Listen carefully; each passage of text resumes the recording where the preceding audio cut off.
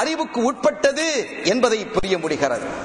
அருமையானவர்களே, ஆயிஷா நாயகி சொல்வாங்க, தரா மாலா நரா, நாயகமே நாங்க பார்க்காததெல்லாம் நீங்க பாக்குறீங்க, நாங்க பார்க்காததெல்லாம் நீங்க பாக்குறீங்க, இந்த ஒரு ஹதீஸ் உங்களுக்கு போதும்.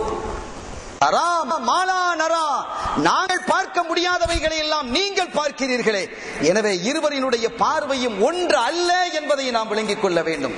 இரண்டு பார்வைகளுக்கு மத்தியிலும் வேறுபாடு இருக்கிறது. எல்லோருடைய பார்வையும் ஒன்றல்ல, எல்லோருடைய பார்வையும் கண்மணியா முஹம்மது முஸ்தபா ஸல்லல்லாஹு அலைஹி வஸல்லம் அவர்களுடைய பார்வையும் ஒன்றல்ல, அது வேறுபடுகிறது, வித்தியாசப்படுகிறது என்பதை நாம் அறிந்து கொள்வது ஒவ்வொரு மீதும் தார்மீக கடமை. தராமா, நாங்கள் பார்க்காததை அல்லவா நீங்கள் பார்க்கிறீர்கள். தொழுகையில நம்முடைய உலமாக்கள் அகாயிதினுடைய விஷயத்தில் ஸல்லல்லாஹு அலைஹி வஸல்லம் விஷயத்தில் பேசும் பொழுது நம்முடைய உலமாக்கள் நிறைய பேசி இருக்கிறாங்க, அழகா சொல்லிப்பாங்க. பல ஹதீஸ் கிரந்தங்களிலே இடம்பெற்ற செய்தி தான் இது. சஃபை சரியாக்கிக் கொள்ளுங்கள், நான் முன்னால் பார்ப்பது போன்று பின்னாலும் பார்க்கிறேன் என்கிறார்கள். நான் முன்னால பார்க்கிற மாதிரி பின்னாலும் பார்க்கிறேங்கிறாங்க.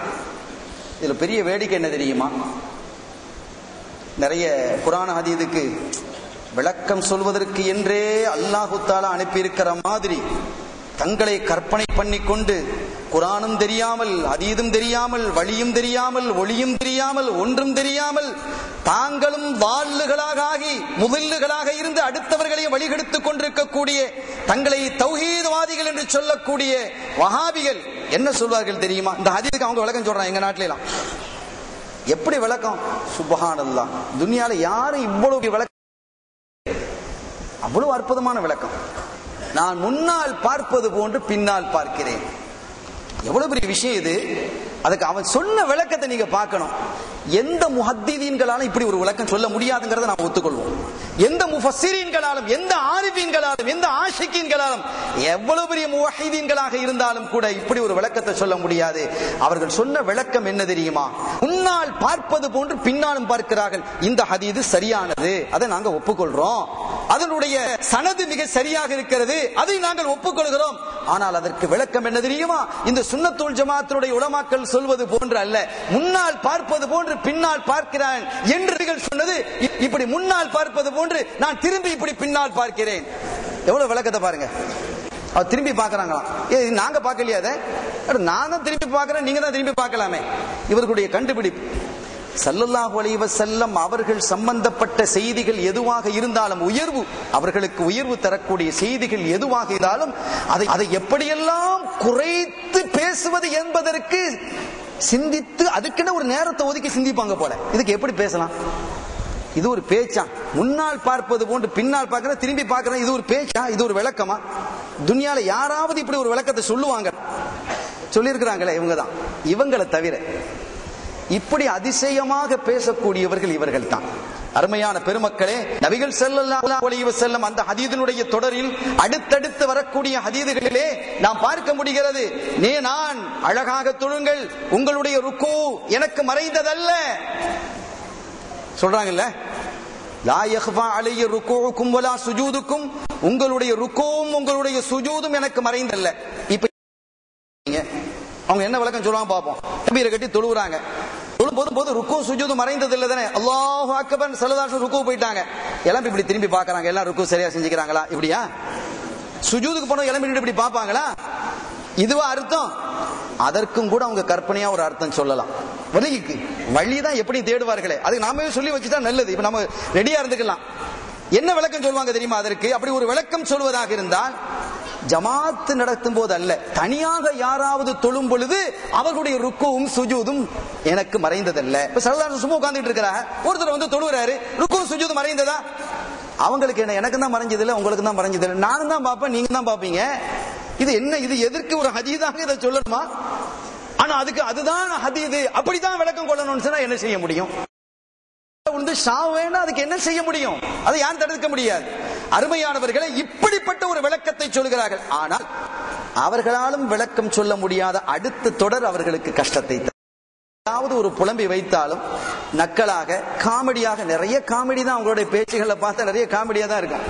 நிறைய இருக்கு, அது பெரிய லிஸ்ட், அது ஒரு பெரிய வால்யூமா எழுதலாம். அவங்க பேசின பேச்சுக்கெல்லாம் எடுத்துன்னு சொன்னா நிறைய இருக்கிறது. எனவே அவர்களை பற்றி விமர்சிப்பது அல்ல, ஸல்லல்லாஹு அலைஹி வஸல்லம் இல்மை பற்றி பேசுவது. அடுத்து அவர்கள் என்ன சொல்கிறார்கள்? வலா குஷூஉக்கும் வலா ஹுதூஉக்கும், உங்களினுடைய பயபக்தியும் எனக்கு. எப்படி விளக்கம் சொல்லுவாங்க? மத்ததுக்கு எதையாவது உலட்டான்னு வைங்க, உங்களினுடைய இருக்கக்கூடிய இறையச்சமும் எனக்கு மறைந்தது அல்ல, உங்கள் இதயத்தில் நீங்கள் நினைப்பவைகள் எனக்கு மறைந்தது அல்ல என்று நபிகள் ஸல்லல்லாஹு அலைஹி வஸல்லம் அவர்கள் குறிப்பிடும் பொழுது இதுக்கு என்ன சொல்லணும்? நேரா பார்க்கிறோம், திரும்பி பார்ப்பாங்க என்ற விளக்கம் எல்லாம் இவர்கள் இதயத்திற்குள் நுழைந்து பார்க்க வேண்டும் விளக்கத்தை சொல்லணும், சொல்ல முடியாது இல்லையா?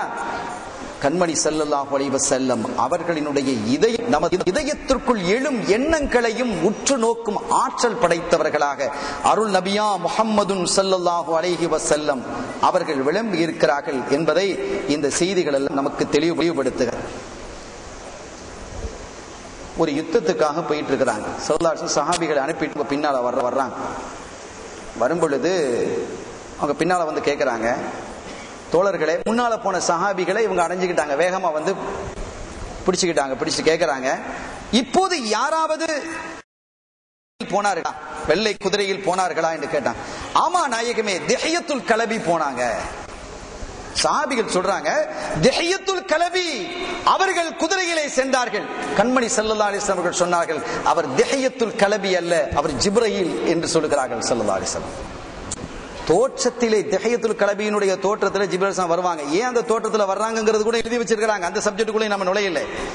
திஹ்யத்துல் கலபியினுடைய தோற்றத்தில் தான் பெரும்பாலும் ஜிப்ரீல் அலைஹிஸ்ஸலாம் அவர்கள் வந்திருக்கிறாங்க, வஹையை கொண்டு வந்திருக்கிறாங்க. திஹ்யத்துல் கலபி யார், ஜிப்ரீல் யார் என்ற விவரம் தெரியக்கூடியவர்களாகத்தான் ஸல்லல்லாஹு அலைஹி வஸல்லம் இருந்தாங்க. அச்சு அப்படியே தோற்றத்திலே வந்தபோது கூட குழந்தைகள் ரெட்ட குழந்தைகள் பெற்று எடுப்பாங்க சில தாய்மார்கள். 2 பிள்ளைகளை பெற்று எடுத்துட்டேன்னு சொன்னா சில சமயங்கள்ல 2 குழந்தைகளும் ஒரே மாதிரி இருக்கும், ஒண்ணு மாதிரி இருக்கும், அப்படி அச்சு அசல். சில சமயங்கள்ல தாய்க்கு கூட வித்தியாசம் தெரியாது. பாத்திமா ஹப்சான்னு விட்டுருப்பாங்க, ஹப்சாவை பாத்திமான்னு கூப்பிடுவாங்க, பாத்திமாவை ஹப்சான்னு கூப்பிடுவாங்க. வாப்பாக்கு அது அதிகமா நடக்கும், தாய்க்கே தெரியலங்க போது வாப்பாக்கு சொல்ல முடியாது. அந்த அளவிற்கு வித்தியாசம் கண்டுபிடிப்பதற்கு சிரமமான ஒன்று இருக்கிறது. தாய்க்கு கூட அந்த பிரச்சனை ஏற்பட்டு விடுகிறது, இவர் யார் வந்து விடுகிறது. ஆனால் அருள் நபியா முஹம்மது முஸ்தபா ஸல்லல்லாஹு அலைஹி வஸல்லம் அவர்களுக்கு இந்த பிசகுதல் எந்த மக்களுக்கு மத்தியிலும் ஏற்படுவதில்லை. ஒரு கட்டல வர்றாங்க, கையில இப்படி கையை இப்படி வச்சுட்டு வர்றாங்க, ஸல்லல்லாஹு அலைஹி வஸல்லம் வர்றாங்க. என்ன தெரியுமா, என்ன தெரியுமா மகாதி, இது என்ன தெரியுமா கேக்குறாங்க ஸல்லல்லாஹு அலைஹி வஸல்லம். இது என்ன அப்படின்னு கேக்குறாங்க. நம்ம பாப்போம், என்ன இப்படி ஒண்ணும் இல்லை, என்ன தெரியுமான்னு கேக்குறாங்க. ஒண்ணுமே இல்லையே, நம்ம முந்திரி கொட்டை நாயகமே, ஒண்ணுமே இல்லையே, என்ன தெரியுமான்னு கேட்டா எப்படி அப்படின்னு கேட்போம். நம்ம அளவு அவ்வளவுதானே இருக்கு, நம்ம கேட்டகிரி அந்த அளவு தான் இருக்கு.